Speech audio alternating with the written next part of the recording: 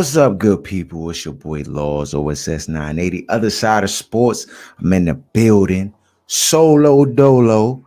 But I gotta talk about it. Deion Sanders commits to Colorado University, leaving Jackson State. There's a lot of buzz going around. Is it a good move? You see people responding, talking about they disappointed and all these different things. Here's my 2 cents on it. Um, Part of it does disappoint me, but it only disappoints me because of the vantage point that I have on this situation. Now, from the outside looking in, most people probably think Deion Sanders is the man, and like Jackson State, like everybody wants him to be there. But in reality, it's probably a lot of people who don't necessarily want him to be there. I mean, yes, he's been able to turn that franchise around and make them relevant, but he's also brought in a lot of fanfare, a lot of resources, different things, and that's afforded him the ability to kind of, dictate his situation. And sometimes, especially like when it comes to our people, when you're in a position where you kind of control everything, and how Deion kind of carries it, like y'all can say what y'all want, but this wasn't here before I got here. Some people who have been there for a long time just don't take too kindly to that, and they just don't like that. And so, from the sentiments of what he said to his players in the press conference when he was talking to his players about why he was making this decision, he kind of alluded to the fact that his statement was, you either elevate or you get terminated. And to me, it just seems like maybe not everybody was so thrilled that Deion was there, right? Like he had a lot of pull, he had a lot of say and things that go on. And sometimes people just, people be salty, like you the new guy on the block, and then all of a sudden you making all the calls and get to do whatever you want, and you telling where the money need to be distributed and where the money is going. And you had this dude been at the institution for 30 years, and he been calling the shots, and now he can't call the shots. Bamas don't like that. And a lot of times that could be the thing, the catalyst that kind of make an environment unattainable, where you just like, yeah, I got to get out of here. And it's unfortunate for the kids. And I think Deion definitely does care about the kids, and I think he does. He's not, not doing it for selfish reasons. I mean, clearly he doesn't necessarily need the money, right? And he stated that several times. And looking at it from that vantage point, you could just say like whatever the circumstances is, it's just not as gravy as it may look to everybody on the outside. But again, he does a good job at creating and painting a narrative that he wants everybody to see. That's one of Deion's like greatest tools, though, like his ability to market certain things a certain way and have you receive it that way, right? So, some people are making a big fuss. Like he told his kids, and he was like, look, like, I don't want you guys to transfer. I want you guys to stay. He is taking a crop of some kids with him, his son included, to go play quarterback at Colorado State. It's interesting because Deion, let me just say this first. Like, out of my favorite athletes, Deion is at the top of the food chain. Him, Marshawn Lynch, like they right there at the top, like my favorite athletes of all time, because they're just like, they're bigger than the game. And Deion, like, you can say what you want about how he like carries himself and the level of like, people always like he's arrogant, right? Or is he confident? Like, the Bama produces. So, when you produce, I used to tell Bamas all the time, I'm a cooker.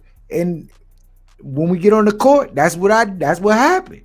So, is that arrogant? If you actually do what you say you're gonna do, I don't put that in that realm. But if you look at like, historically, this is what's happened. Like, institutions that predominantly cater to black HBCUs have been like stepping stones to kind of get into these bigger spaces, right? And you can say that, but it's interesting to me in this whole situation and scenario.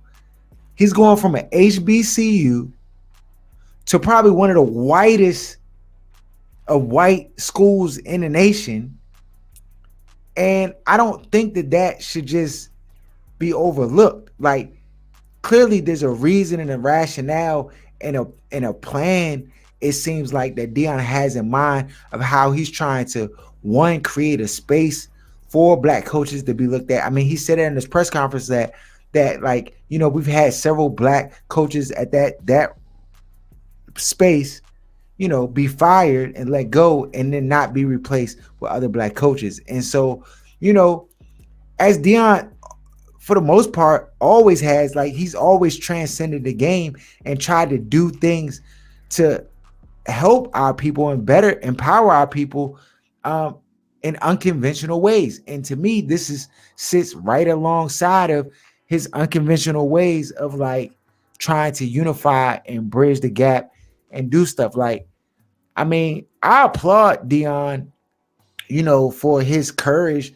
to kind of go against the grain, do something that, most people will probably look at and have something negative to say about it. I mean, he did improve Jackson State far more than anybody has for HBCU probably ever in three seasons.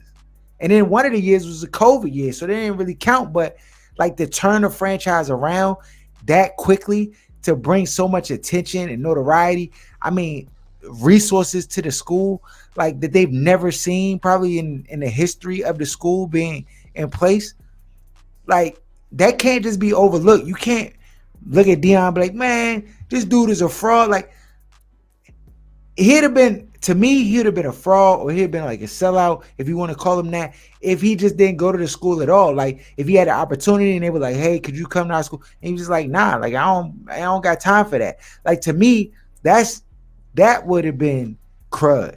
I can't really like knock Deion too heavy. I mean, gotta let it play out and see what happens, right? I know he's down in Colorado. They have definitely much more resources available. He's going to be able to like really compete and potentially take that college that's faded off into the background and bring it to prominence.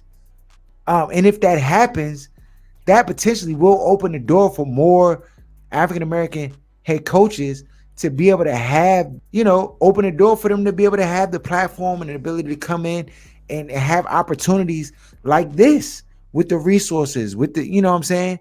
And so, I don't even think, if you look at Colorado, I don't even think that that's like the number one job to take.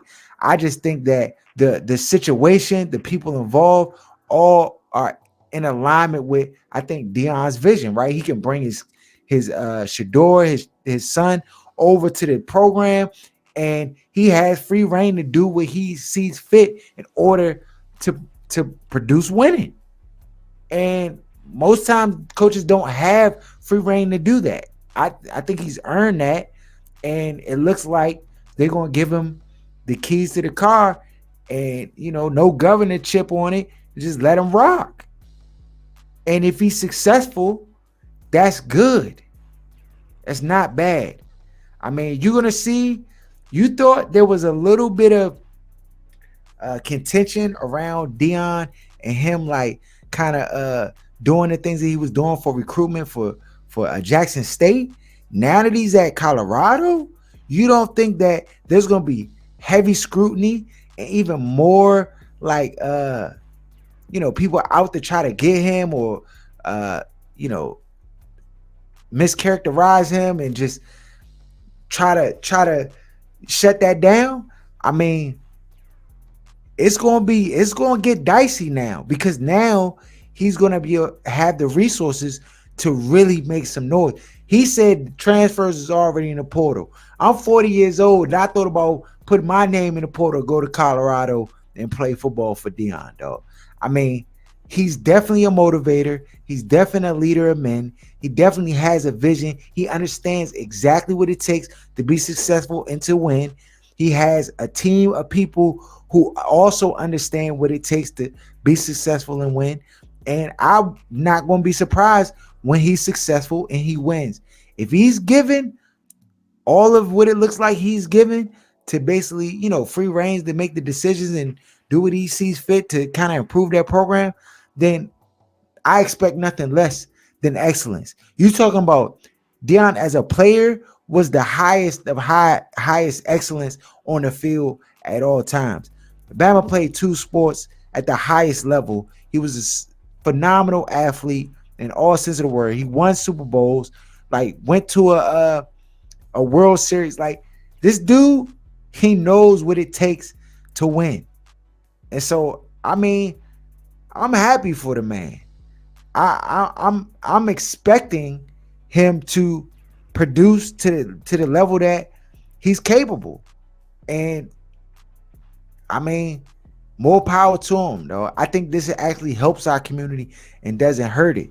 Despite how you may feel about like Jackson State, um, you know, the truth is nobody cared about Jackson State before Deion got there. And now that he's gone, the only like relevance that they're gonna have is they're tied to Deion and whatever Deion decides to do and how he decides to give back to the program or keep in touch. Like that's it. So I I just think people just gotta relax a little bit.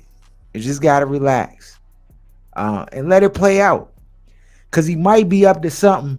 I mean, Deion, dog, he don't miss. He don't miss. He might be up to something bigger than what you had planned or you thought. If he's able to unify and help to provide, open the doors for other African American coaches to come in for, to break down racial barriers that exist in these predominantly white spaces versus, predominantly black spaces, right? If he's able to bridge those gaps, like that's important for the culture. That's important. You know, I mean, this is you talk about like racism, and we had a conversation, Aaron and myself, about like racism, like and how prevalent it is in all the areas and stuff. Like, granted, like it's not going to disappear with him going there.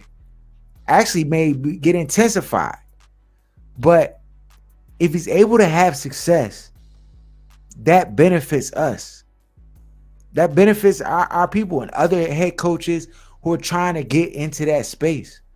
So, I know people wanted to like, had this story where 5-10 years from now, the HBCUs, the resources are so constrained at that level, that the disparities are so great that he would have to give a lifetime of service in order to really move that needle.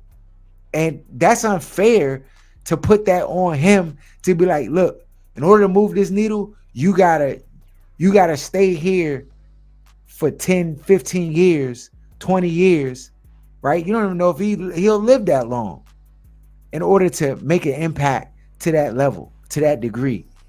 I mean, I can't ask that man that. Like, that's not even nothing nobody would do. So again, more power to Deion. I think he's gonna be successful. I'm anticipating that he's successful because that's his track record. Follow us at OSS 980 at Other Side of Sports. Subscribe to the channel. We got the podcast coming up tomorrow. We're gonna get into it. I'm gonna get Aaron's thoughts on it. Hear what he gotta say. We're gonna talk about all the things going on in the world of sports. It's your boy Laws signing out. Peace.